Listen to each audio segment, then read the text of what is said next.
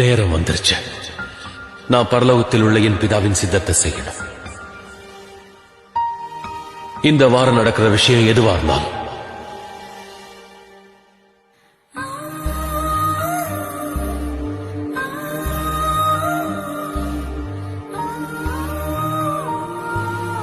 நீங்க எதை பார்த்தாலும்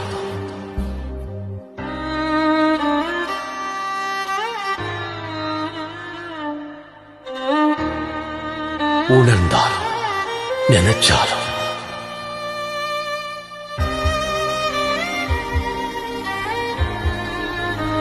இல்ல செஞ்சாலும் இந்த உலகத்துல உங்க எல்லாரையும் ஏன் சொந்தமா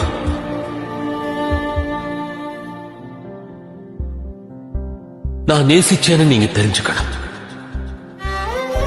உங்களை கடைசி வரை நேசிப்பேன்.